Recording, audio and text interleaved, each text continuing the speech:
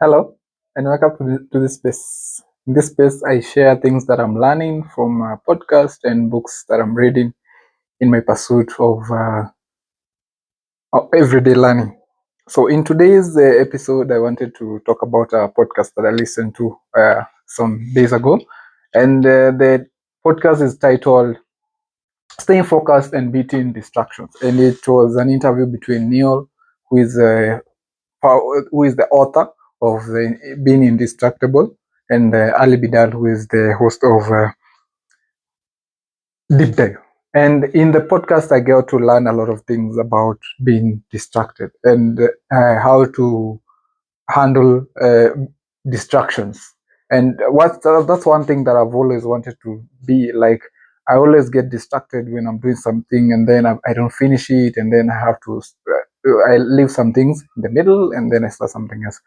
And in the podcast, they talked about understanding distractions, and they talked about two types of distractions, which is internal distractions and external distractions. Let me talk about the two a little bit in detail. So the internal distractions, these are the distractions which are like emotional, that is anxiety and so on.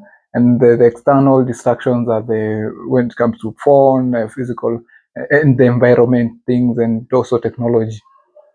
And for me personally, the major one is the environment one, which majorly technology. And he talks about techniques of how you can be able to manage distractions, and he talks about three techniques. One being the 10 minutes rule. On the 10 minutes rule, he talks about you wait for 10 minutes before you do the next thing that you want to do. And here by this, the next thing being what is the distraction that you want to do, the thing that is distracting you. Wait for 10 minutes before you can take your phone. Wait for 10 minutes before you can do the next task. And then the other one that you talk about is the distraction notebook.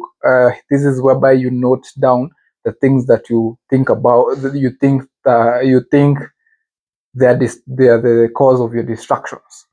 So that is the distraction notebook. And the third one is the temptation bundling. So this is whereby you do a task together with another one, you bundle them together so that you can be able to do two things. It's like multitasking. So for me, what I do is I can listen to a podcast and also be working out. Do these, bundle them together. I don't know if I've explained that correctly, but yes. On the other, Neil and Ali Bidal also discuss about commitment pacts. So these are things that you tell yourself so that you can be able to commit to something. They keep you accountable to yourself. So we talked about two. These are price packed. So whereby you say, if I don't finish this at this set time, I can give or donate this amount of money. So if you say you're giving out, let's say 1,000 bob for not finishing a task at a certain time, so you lose some money if you don't finish a certain task, and that will help you to be able to mitigate distractions. So you are able to not get distracted because there's something you're going to lose. So if 1,000 bob is not that much money that you feel like losing it is not worth it, you can lose it, put the price to a higher number. So if you can put it to 10,000, so if you feel like losing 10,000, it means a lot to you, put it at 10,000, so you can be able to keep yourself accountable to finish what you are supposed to finish and don't get distracted. The second one is effort packed.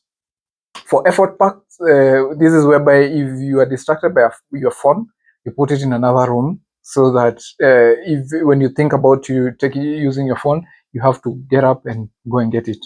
So personally, that's what I do. I use. So if I want to do deep work, I'll keep my phone in another room for the time that I'll be doing my work, and then I can connect it to my watch, and then I can be able to only get phone notification, like phone calls. I don't get notification from apps on anything because I switch off the Wi-Fi and the internet and everything.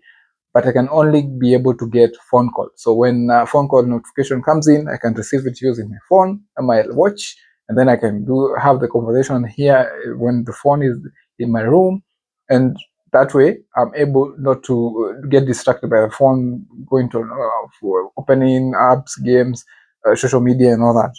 So that is one pact that I use for effort pact for myself to avoid distractions. Another pact you talked about is the identity pact. So this is where you identify yourself with a certain task. So, for example, if you want to say, I'm a writer, you identify yourself as a writer. So maybe you get distracted from writing, and now you identify yourself as a writer. And in conclusion, what I've learned from this is the fact that distraction are all over. We have distractions we come across distractions in every aspect of our lives, and now it's up to us to figure out how do we go around it. How do we discover the triggers that really make us to get distracted? And using the techniques that we have talked about, which is 10-minute rule, distraction pact, and effort pact, and all that, you can be able to overcome distractions. And for me personally, I've used some techniques to avoid distractions so that I can be able to be productive more. And I hope even you can be able to get some tips, use these tips, and be able to work. If you find yourself being distracted, you can be able to use them and all that. Thank you for watching this video. And if you found this video impactful, you can share, you can like, and you can also subscribe to this channel, and see you in the next one. And remember, stay focused and keep learning, keep growing.